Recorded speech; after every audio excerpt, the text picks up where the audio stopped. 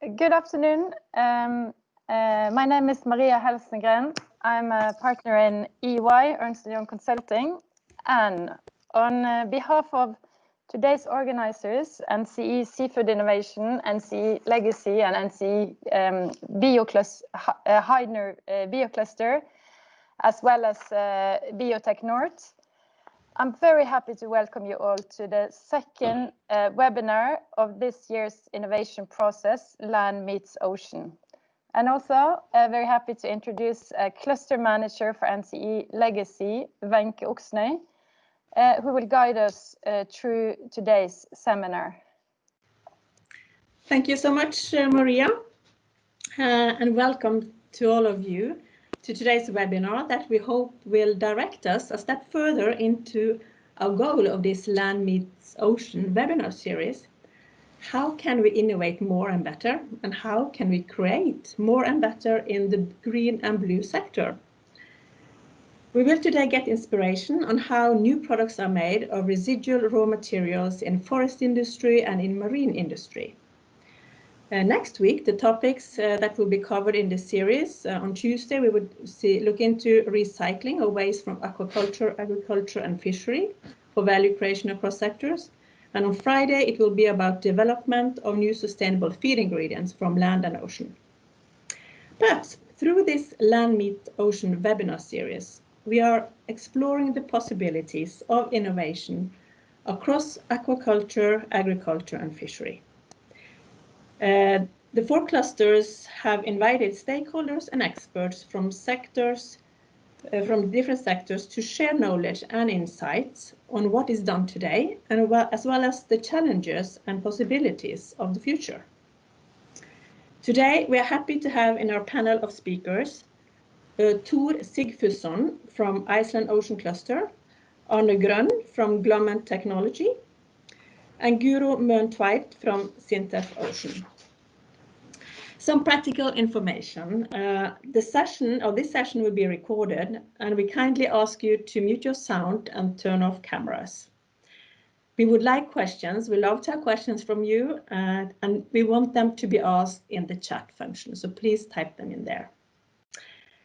Now, we will get started, and we are happy to give you the first presentation from Iceland, where we are to get familiar with the Icelandic mindset in developing byproducts.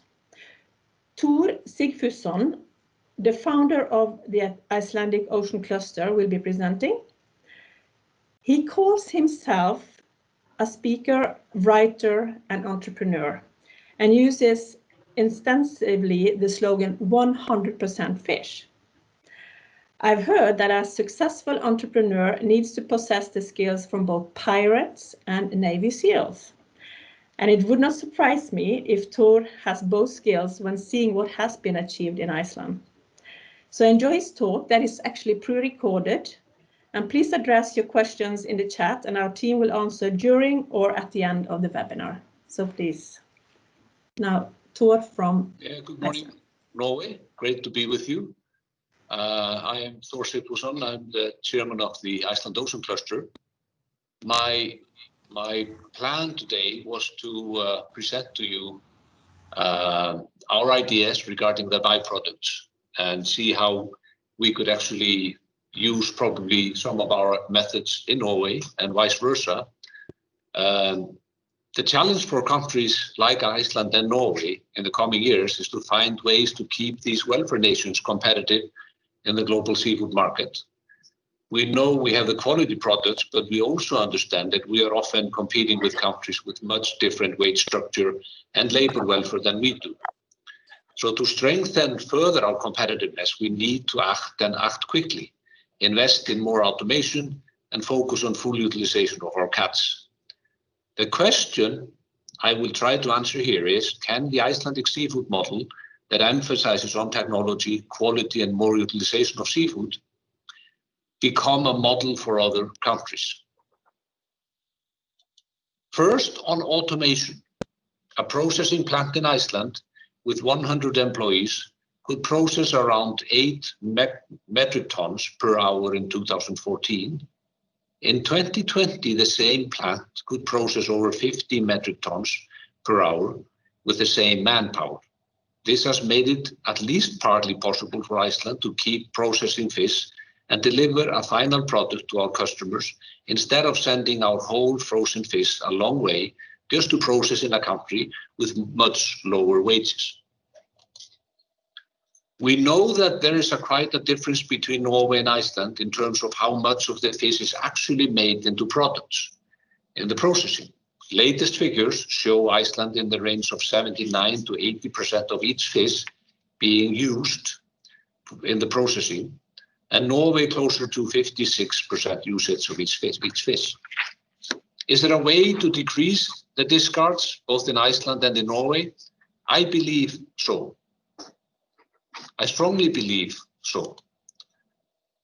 Instead of flushing these approximately 200,000 metric tons of perfectly good protein of the cod, we can do better. Just to put it into perspective, 200,000 metric tons is probably close to 200 million healthy dishes a year. We could feed many hungry mouths with some of the best proteins in the world if we would stop the discards. But we know also this is not as easy as it may look. Many Norwegian boats have to steam a long way for the catch and have a limited storage for discards, and some fisheries lack technology to separate or process discards. But there are possibilities. When the Icelandic seafood industry decided to invest in a new fleet, they were determined to make a great step and innovate. They would not simply take the technology and methods that were used 20 or 30 years ago on board the newest Icelandic vessels. The team on board is not treating any parts as waste. The newest ships have 4 product streams where the fish, heads, liver, and intestines are separated from the beginning, making all these products more valuable. As we all know, the vitamin and minerals in many of these products, other products of the fish, are much more valued than in the fillet. This is probably the key to further development of this fish discards or fish waste, to have a good initial processing and cooling on board the vessels. Here, Norway has already taken good initial steps by increasing fish meal production on board the vessels. I believe the greatest hurdle for the 100% fish use is basically our mindset. I love the word tankasett in Norwegian. We call it þankagangur in Icelandic. It's the mindset. We need to get everybody to understand the value in our ocean proteins. Sometimes I think that the further we get from our coastal areas, there's more and more understanding of the value we have in our hands. That is to say, the ocean proteins. But we may be suffering from what is sometimes called resource blindedness. Such huge natural resources by our doorsteps may lead to blindedness of their value. There are also possible political reasons. I strongly believe the clear separation between fishing and processing is one of the reasons for the hurdles we find in full utilization in many countries. Iceland, on the other hand, allows for the fishing and processing to be on one hand. It is great to meet Icelandic fishermen who are enthusiastic about fish processing and have a lot of knowledge about the fishing and processing. I meet too many fishermen around the Atlantic who have never been focusing on the processing part and vice versa. Due to that, the fishermen continue to throw into the ocean the heads and intestines of the fish. The cod has been our livelihood of our countrymen for hundreds of years. We need to show this amazing fish the respect it deserves. 100% respect. That is why my mission has been to show people what we can and are actually doing with the majority of the discards in Iceland, and how we have become world leaders in utilizing more of the whitefish. We aim to use 100% of the fish. We need to inspire the industry and local communities in all major seafood countries to do more. Clusters are a great way to connect people and create the connections between fisheries and R&D and health manufacturers, marketing, etc. Most of the success stories in the Icelandic seafood sector and the development of the 100% fish originated at the university level or in R&D institutions. The reason is not that we have more clever people in this level than other nations. The reason is that there has always been a fairly short distance between academia and industry in Iceland. The R&D funds in Iceland have helped here as they require a collaboration between industry and R&D for possible funding. This is very much similar to the Norwegian model. But clusters have a great role to play here. And the success of the Iceland Ocean Cluster comes mainly from a clear focus on strengthening connections between very different people with different backgrounds and skills. In most parts of the world, the other products of the fish are still treated as waste, as I mentioned before. This will change drastically as the price of the quality raw material of the other products increases. This is what I expect will happen soon. Will the byproducts become more valuable than the fillets? My short answer is yes. The picture that I have now up is fish oil prices. We have already seen what has happened to the fish oil price and what is expected to happen. An insignificant increase in the price. But this will also happen with other proteins of the fish. Let me give you one example here. The fish skin. We can take the fish skin and create fish leather. This fish leather is worth around $8 a skin, and final products, of course, much more. If we take the fish skin and create fish collagen, which is a protein good for skin and joints, a kilo of fish collagen bulk is around $18 to $20. If we take this even further into retail, we can take the fish collagen and sell it as final product. The kilo is worth from $90 up to $120 for different types of products that are retail products. Our pride in Iceland now is, of course, the collagen and made into wound care, bound into dressings for human wounds. This company called Keresis, the fastest growing startup in Iceland now. The fish skin acts as a structure around which healthy cells can grow. The price here for each skin can be around $2,000 to $3,000. This is one of my favorite pictures now, the incredible fish value machine. A machine that can create amazing value from seafood. Not only the cod, of course, but various fish products. 20 years ago, fish skin was almost worthless in Iceland. 5 years ago, many fish skin ideas were being developed in the incredible fish value machine in Iceland, but value was less than $1.5 million. In 2021, the estimated value of fish skin products coming out of Iceland is around $25 to $30 million. Remember, 20 years ago, there was no value in the fish skin. 5 years ago, maybe 1.5, now $25 to $30 million. New and exciting jobs are also being created. It is first and foremost amazing R&D and clever entrepreneurs that explain this incredible success. We can do much more with these products in the coming years. What I think is very important here that the startup companies in question need fresh minds. And the industry needs also to look into different areas. There will be people coming into the so-called new seafood industry that have never been into seafood before. They come with a completely different background. And I think that's very important to keep in mind for all of us, that we can have different people with different backgrounds in the industry and enlarge the blue economy by getting them in. These are just few examples of people that have been coming into the ocean cluster. Most of them have had offices in the ocean cluster house in Reykjavik, been able to collaborate with other entrepreneurs and the industry to strengthen their own activity. And many of them have become hugely successful with their small startups. Clustering is the key here, and we need to keep that in mind, that it is absolutely crucial for all of us to understand that it is basically the connection between people that is going to make the huge difference here. When I established the startup company, Codland and Marine Collagen here in Iceland some years ago, I found strongly the importance of bringing together academia and industry to make sure that there would be this connection that is so much needed often in the seafood industry. And what we have found since is that there's been a lot of opportunities through this collaboration. Marine Collagen, the new factory is just recently opened and is estimated to produce around 300 metric tons of pure fish collagen in the coming years. But keep in mind also that when we move up this ladder, there is a completely different clientele. There's a completely different venues that we need to attend.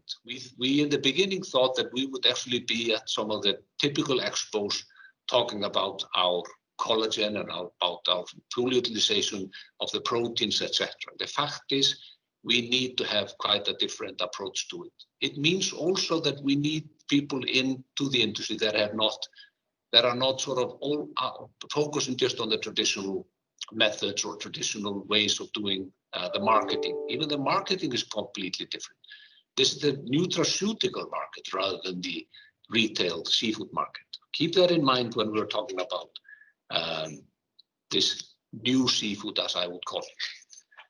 The question I posed in the beginning was, can the Icelandic seafood model that emphasizes on technology be used elsewhere?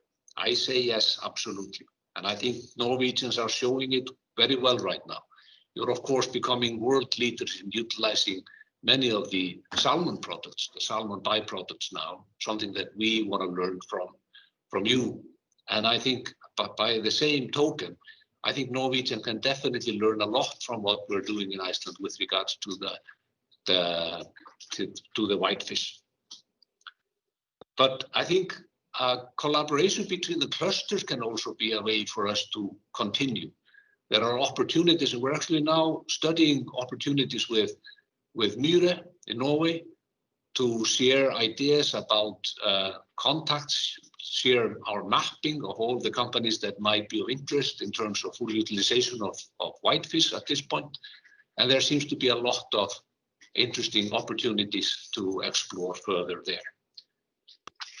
What I think we could actually get out of this more collaboration between the countries is not necessarily only in the full utilization. I think we should continue on that track. We need to market our products in the Far Eastern markets, Asian markets, and there we're probably better to work together than separately. So we see a lot of opportunities in Iceland in the collaboration between the two countries. And we can show that through the cluster work in the coming years.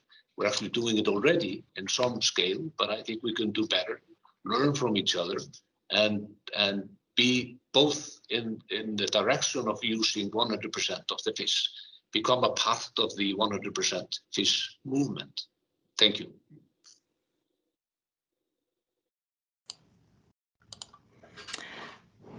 Wow, there we had a lot of interesting thoughts from Thor in Iceland. Lot of good ideas, I think. I don't know if there's any questions to be asked now. I think Thor would probably join us, but we have also others in our teams that may answer his questions. But we will keep that in the chat for now and follow up in the end of the webinar. Now it's time for our next speaker, which is Arne Grønn, CEO at Glommen Technology. Arne and his team are in the process of realizing a dream, utilizing forest molasses as component into feed. A biomass of low value is finding new higher value applications, and Glommen Technology is starting a new industry adventure, realizing their idea for more sustainable end use of a traditional residual raw material. So we will leave the stage now to Arne, even if you got a phone. I hope it's okay, Arne. And he will take us into this opportunity and share some thoughts from his world, which is the forest industry. So please go ahead, Arne. Thank you. I will try to share the screen first of all. And I hope it worked during the rehearsal. Now I think it should work. That's good. Yeah. Okay, we will make it a little bigger.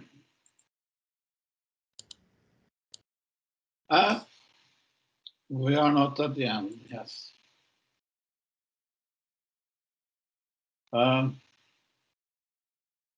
Just a second. This is going the wrong way. Glommen Technology is a small company which is partly owned by Glommen Møen, which is a big company in Norwegian forestry. We are into making new processes for wood with the game of increasing the value of wood. And our main project now is production of wood sugars, which can be used as ingredients for ruminants. This slide shows the natural way from raw material to the end use. First, everything starts with logs.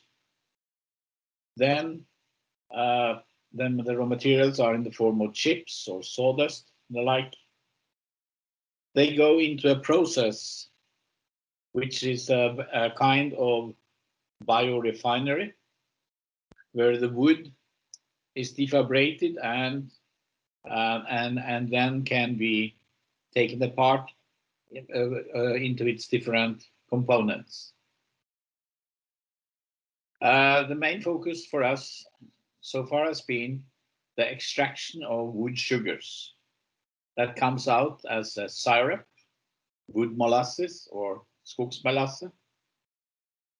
This has been tested, and the intention is to use it as ingredient in feed for ruminants, especially milking cows, and will substitute molasses from cane and beet sugar. Norway imports 70,000 tons a year of molasses from cane and beet, and so far the conclusion is that everything can be substituted with a product from Norwegian forest, and that would give higher value to some of the raw materials, and it would be very more sustainable Norwegian agriculture.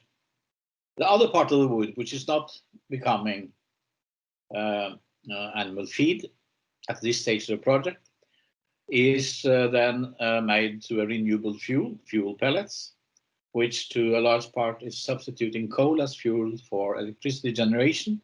So it is also a heavy sustainability asset there. Before we make pellets of the remaining wood, we have a product which is sown there, which is a pulp which reminds of peat. We know it can be used instead of peat as growing media, or also as animal bedding. The raw materials are byproducts from sawmills or from roundwood directly from the forest. This is to some extent the same raw material as is used by the pulp and paper industry, but we can go much lower in quality. Sawdust has today the only use as raw material for pellets, for fuel pellets, and also ingredients in chipboard. And the value increase is considerably when you can turn some of it into animal feed. The refinery, I won't go much into the process, but it is a so-called auto-hydrolysis, which enables hemicellulose to be extracted as wood sugars, and up to 25% of the dry matter in the wood. We add no chemicals. The process is a variant of steam explosion. It is, in principle, clearly related to how cellulose is made, but it's related, but it's not a close relative. Very close. Today we are taking out sugars from the hemicellulose. It is well known that potentially it's possible to take out glucose from the cellulose by using enzymes. And Foods of Norway, which is run by the NMBU. They are heavily into that. We are not doing that yet. Potentially, that could add another 40% of the wood as sugars. Yeah. The products as present then is summarized. The highest value is the wood sugars. The fibrous material, which can be used as a peat substitute and animal bedding, that we don't expect big volumes to start with, but it's a very interesting longer term. Then it's fuel pellets, where in a way anything goes. What is not good enough for higher value product goes to an efficient energy carrier. Our business idea is not to produce ourselves, but to develop know-how and selling know-how, making technology available. The main process which we are using now has been granted patent in the USA and Russia. And those two are very, very big forest countries. And it's patent pending in Europe. We expect a positive result soon. We also, of course, have further processes and products in the pipeline, but they will all be based on the core process. The commercialization of our know-how is then done by licensing of rights to use the process and design, engineering, and support for building production plants. We already have international and Norwegian licenses, and we are now engineering the first industrial scale plant to be located in Norway. The idea is then a log out in scale after first plant is successfully in operation. When we speak about land meets ocean, of course, the big topic is whether it's possible to make protein from wood for fish feeds. Well, the very basic is, of course, that about 2/3 of the wood can be made to sugars, at least theoretically. But let's say at least half without that much trouble. Sugars can be converted to protein by various methods. To some degree, it's being done also today, but not under that scale we are talking about. So, transforming wood to animal and fish feed is high on the ranking list of sustainable solutions, because this is then something which is wood is not edible, and to then transform an unedible product to something edible for animals and fish. It's a very sustainable solution. So far, so good. But whether it's today, it's the economical viability is good enough. It's another matter, which something I cannot answer for sure. But there are a few points I will emphasize so that we so not let the enthusiasm take over too much to start with. First of all, there is no abundance of waste or unused wood raw materials which are easily available.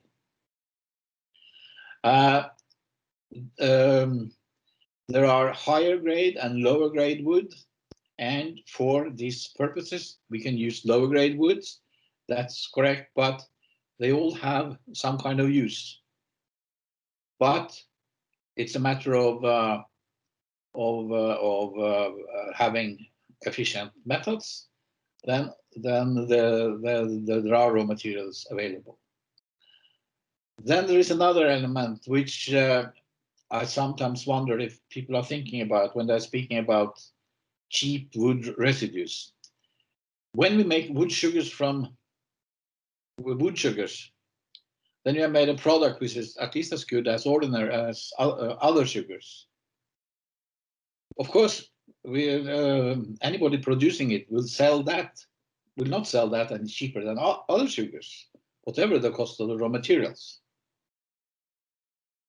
All in all, other people have done a lot in this space. We have looked into it.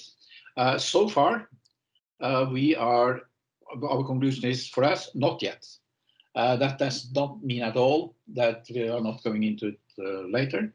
But right now, our focus is to make a practical production plant, to get the practical production up and running. And in general, I think we have come quite far when it comes to the practical building of a plant which can do things like this from wood. But the NMBU is of course far ahead of us on the chemistry about going further. But for the practical commercial solutions, I think we are quite far. When it comes to the volumes and potential, if it's economically feasible, then I think I would emphasize that looking at Norway alone is not enough at all. The forestry resources in Norway are fine for building up in initializing development, but it's far too small for meeting the demands for fish feed. And I think theoretically we could produce 1 million tons here, but from the Norwegian wood. But I think we should be happy with the 100,000, or that would be quite an achievement. Also, developing wood technology for Norway alone is not viable. Therefore, we have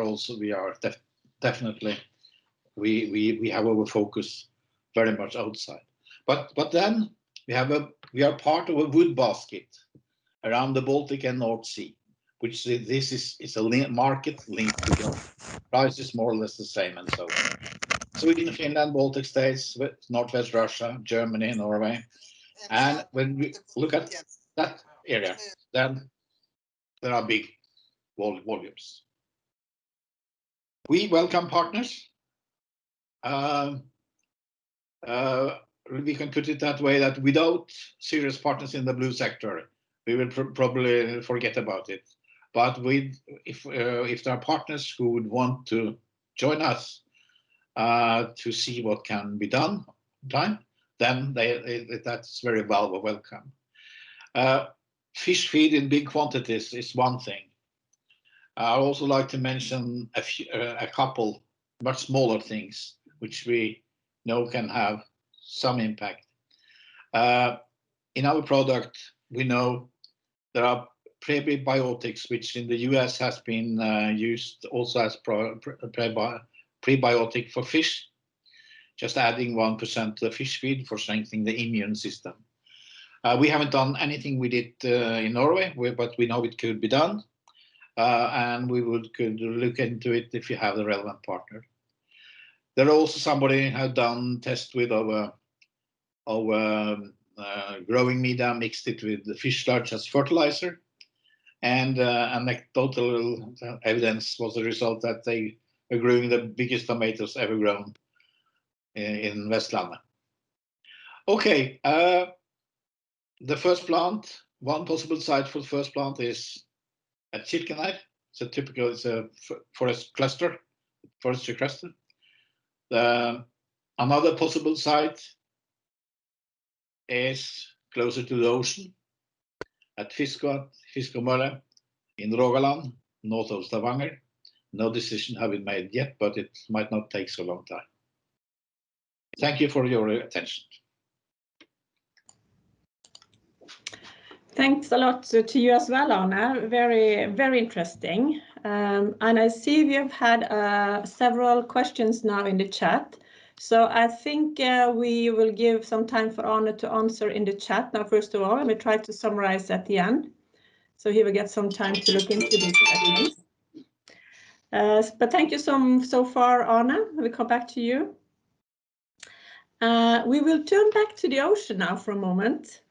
Guro Møen Tveit is our next speaker. She's a scientist at SINTEF Ocean and has been working with different marine and fish projects throughout the years, as well as within the processing of marine biomass. She will introduce to us some of the work from the whitefish sector. So please, Guro, we look forward to your presentation. Thank you, Wenche. Yes, thank you for inviting me to present during today's seminar. And today I will give a presentation called Increased Utilization and Value Creation from Whitefish Restaurant Materials. And during this presentation, I will talk about the current situation of whitefish restaurant materials in Norway, as well as give some examples of how we are working with this today.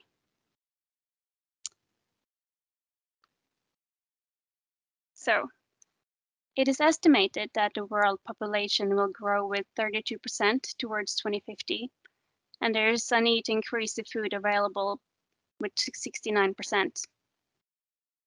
70% of the Earth is water, but only 2% of the world food production comes from the ocean. This means that the ocean has a large potential in order to increase food production. Of the fish caught today, up to 35% of the global catches are lost or wasted and not utilized. This is a waste of valuable resources, and we should utilize this better. Of the available marine restaurant materials in Norway, which includes all fish species like whitefish, salmon, and pelagic, etc., the amount has been relatively stable since 2012, at around 900,000 tons.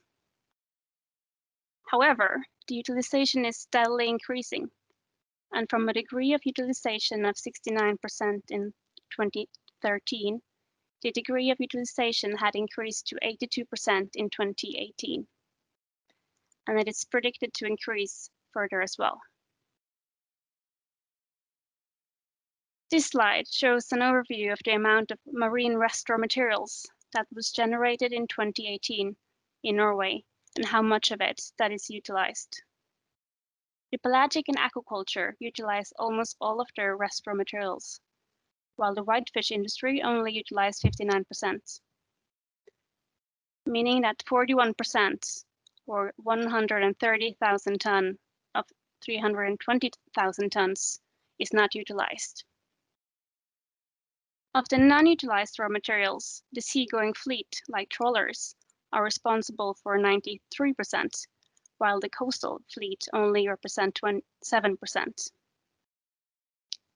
The large difference in degree of utilization between the pelagic, aquaculture, and whitefish industries can easily be explained by the fact that the Norwegian aquaculture, then mainly salmon, is a closed integrated production on land, making handling of their restaurant materials easier. While for the pelagic industries, fishing mackerel and herring, etc., most of the fish is sold whole, going abroad, meaning that the restaurant raw material does not arise here in Norway. For the whitefish industry, however, most of the fish undergo processing on board, especially for trawlers, where they remove heads and innards. And many of these boats, especially the old ones, have not been constructed with the aim of taking care of the restaurant materials on board and do not have the sufficient technology or space. New boats do, however, take this into consideration, and many of the new vessels are built with technology in place for different types of onboard processing and storage. So the whitefish industry has been giving a lot of attention to increase utilization in later years. And the main goal is that more of the restaurant materials should be used for value creation. And they are also on the right path, and from 2017 to 2018, the degree of utilization here increased from 50 to 60%. Marine restaurant materials like heads, bones, visceral fractions, cutoffs, and trimmings are high-value raw material, rich in proteins, lipids, and other important components like calcium and phosphorus. These are valuable components that can be utilized to produce ingredients for food and feed. And the unutilized restaurant materials in Norway is a significant loss in potential value creation from already harvested resources. In addition to the challenges on board the vessels, there are also several other reasons why it has been a challenge for the seagoing fleets to utilize the raw materials. Some other examples are available preservation technologies, logistics, market demands, and possibilities. If we utilize the unutilized raw material in Norway to make ingredients for food or feed, we can get 6,600 tons of lipids and 18,500 tons of proteins from the non-utilized material. This can cover the daily recommended intake of omega-3 for 14 million people for a whole year, and 0.8 million people could get their daily requirement of proteins for a whole year. Different marine rest raw materials like heads, bones, visual fractions, cut-offs, and trimmings can be processed into valuable products and ingredients, and there is a potential for increased utilization in the Norwegian whitefish sector. Of the total whitefish raw material, an estimated 43% of the fish weight is regarded as rest raw materials. And for example, the cod heads represents about 20% of the whole fish. Optimal utilization of raw materials is becoming increasingly important as the global demand for food resources, and especially protein, is increasing. In later years, several research activities have been conducted on better utilization of whitefish rest raw materials. And some of them have been done in close collaboration with industry, aiming at realistic solutions that can help with increasing the status of whitefish rest raw materials. So I will give you some examples today of two such projects. The first one is called Supreme, and it aims at improving the degree of utilization of rest raw materials from seagoing vessels like commercial trawlers. The Supreme project stands for Sustainable Production of Ingredients from Whitefish Rest Raw Materials, started in 2019, and the project is funded by the Research Council of Norway and will run for 4 years. The project is a collaboration between research institutes in Norway, like SINTEF Ocean and NTNU, and Matis in Iceland. Also, we have industry partners from different companies like Nordic Wildfish, Scambio, Fjordlaks, and PG Flow Solutions. Some of the activities in this project is aimed at working very closely with industry to help with their problems and give solutions to these. We also have yearly research cruises on board a commercial trawler, and many other activities that are conducted by researchers, industry, PhD students, master and bachelor students. Some of the activities are going as planned, while others are affected by the COVID-19 situation. For example, the research cruises, which have been delayed to next year. As an example of research activities here, I can mention an article that has just been published from the project regarding an experiment conducted on frozen, minced or whole cod heads to investigate if frozen onboard storage and subsequent enzymatic hydrolysis of cod heads on land could be a viable option. This activity was done due to economical and technical issues, such as limited storage and freezing capacities on board vessels. Many vessels are currently not able to store and treat the rest raw materials properly, resulting in low quality rest raw materials with limited applications. For some vessels, mainly older vessels, this is the most realistic possibility for taking care of rest raw materials on board. Freezing on board and subsequent processing on land, whether it be enzymatic hydrolysis, silage, or thermic processing. The work is important that it shows that the yield of the main product here, testing enzymatic hydrolysis, and we were able to was unaffected by mincing, freezing, and subsequent thawing, thus being a possible onboard preservation strategy for rest raw materials like cod heads. However, there is still a lot to investigate, like how can this be solved on board a commercial vessel with focus on storage and packing of, for example, minced raw materials. Another project that's focusing on utilization of whitefish rest raw materials are a series of projects called Heads Up. These projects are different from the Supreme project as they target the smaller coastal vessels and not the commercial trawlers like we do in Supreme.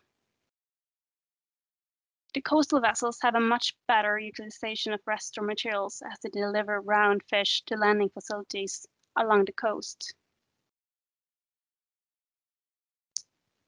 However, the background for these projects are that in Norway, cod heads from Norwegian coastal fisheries have traditionally been hanged to dry on wooden racks and then packaged and exported to fish markets in Africa, mainly Nigeria, and Asia.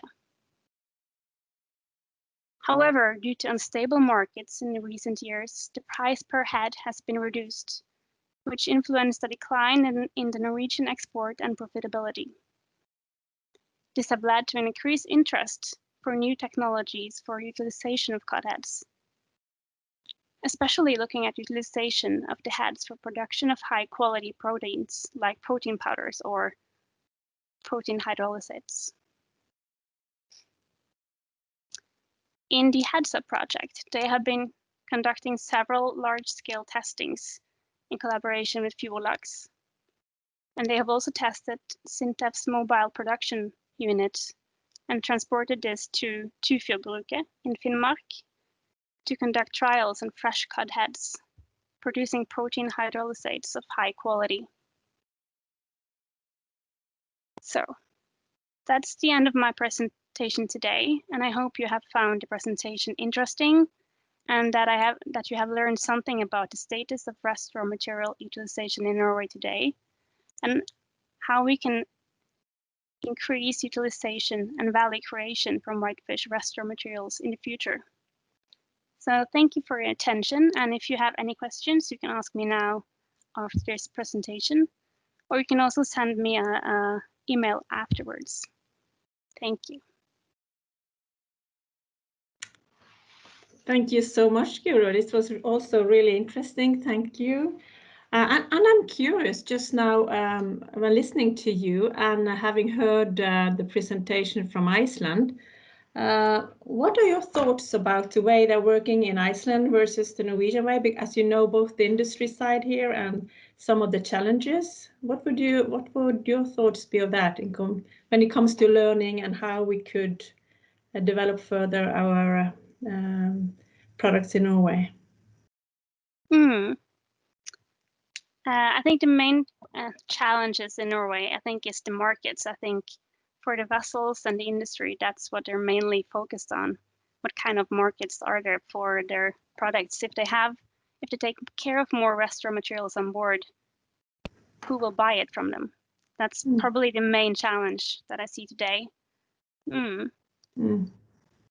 So it has to do with the collaboration and building up the understanding between in the value chain. Is that what you're saying? I think so too. Yeah, I think there's a lot of focus on better utilization, and I know that the vessels a lot of them are very interested in building new boats and taking care of the rest raw materials on board. But if they do so, they need to have some kind of economical gain as well.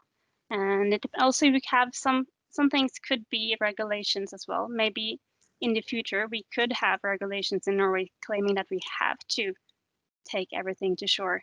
Today we don't have that kind of regulations, but it is a possibility. Yeah. Yes, I think so too. Well, Arne, I don't know if you were able to answer the questions in the chat. I haven't found so many questions, but I've given a few answers to that of what I got. Yeah. So if there's anybody else, please ask Arne now. But I'm also curious, Arne, about the future application of your products into more the blue area and how blue and green sector could collaborate. But of course, it's the same here. Where is the market potential? because one thing when building sustainable solution, of course, it has also to be profitable solutions for the parties involved. So what do you see as the most promising area, I think, for the future? We touched upon, of course, briefly, but is there anything else you would like to add? Are them with the, especially with regard to the blue and green sector, or for yeah. this year? Well, I think this this work which Foods of Norway has been spearheaded with looking at making proteins. That is not finished. As I understand, they have not come to practical how to build any plants, and for a while it's not economical yet, which also has been said. But I think that is that should be the first. From wood, the wood can be transformed to sugars, but the fish doesn't like sugar. It needs to be converted to proteins. On the other hand, I know there are several institutions working on it. So we have the first part of the solution close to the wood, going to sugars. Then there are strong companies who are into fish feed, either as users or producers. And I think to get further, it should be a direct a link there. Then it's much easier to evaluate. Then it will not be only an academic project, but then we will immediately look at where is it possible to make it economically viable. So there we are very open for, and I think that we are going to go ahead, and I'm quite sure that in some years, I don't know how long, there will be a significant sugar production from wood. And the cows cannot eat everything.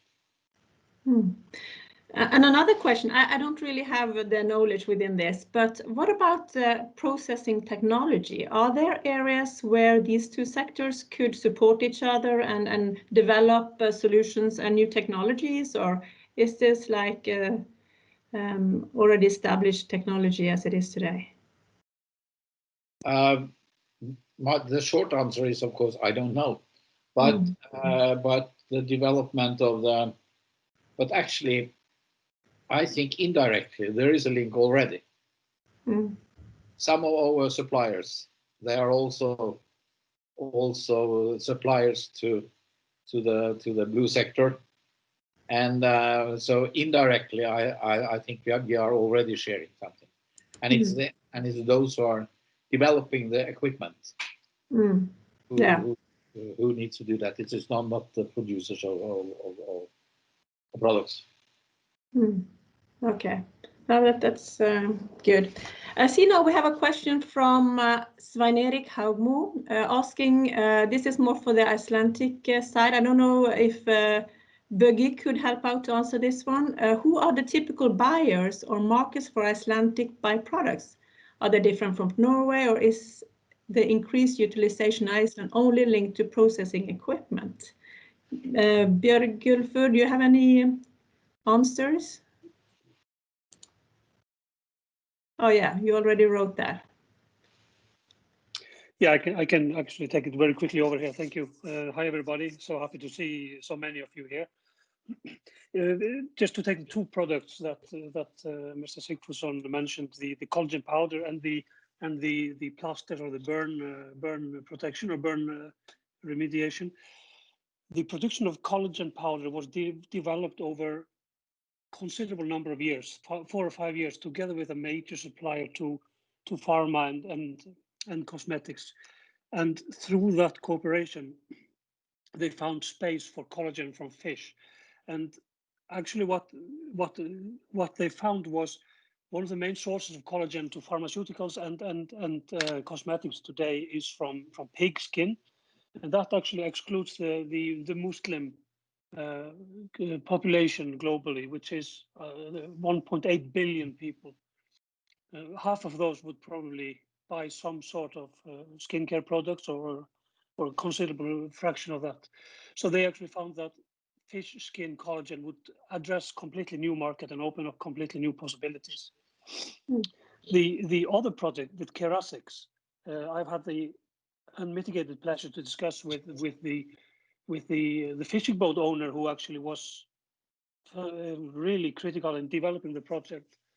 The guy who now is the CEO of and the owner of kerasics actually came to him and said, "I have a crazy idea," and the boat owner said it was crazy enough to be interesting. So there are very different movers here. And he said, I have fish skin that is literally valueless, and I have facilities within my fish factory that could actually be used.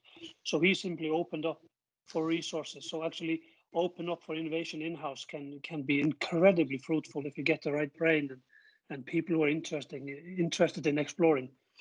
Now, actually, the kerasic band-aid is a part of every American soldier field kit for fixing bullet wounds and burns actually in the field. So they found a market that is both immediate and very, very willing to pay.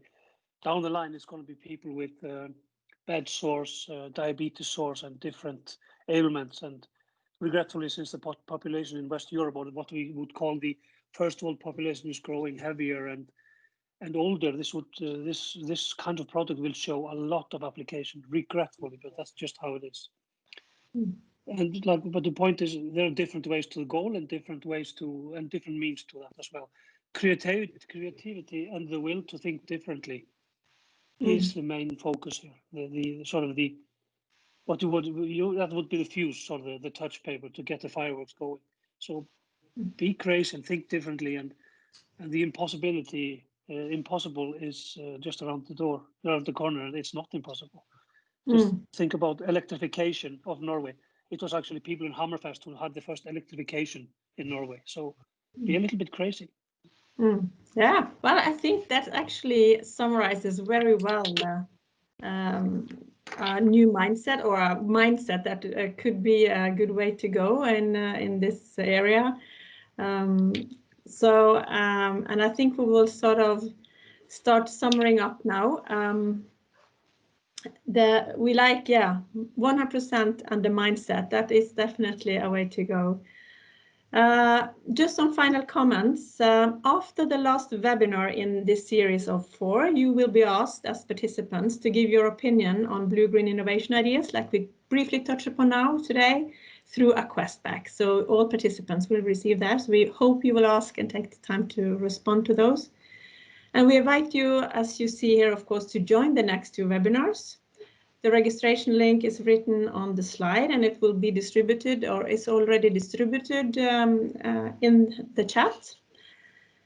So actually, we thank you all for spending this hour with us, and hope you will join us for more activities in the time to come with these 4 clusters: Biotech North, NC Heidner Biocluster, NC Seafood Innovation, and ourselves here at NC Blue Legacy. We all try to build value for you in our activities and in our collaboration projects. So thank you all, and have a very nice weekend. Thank you.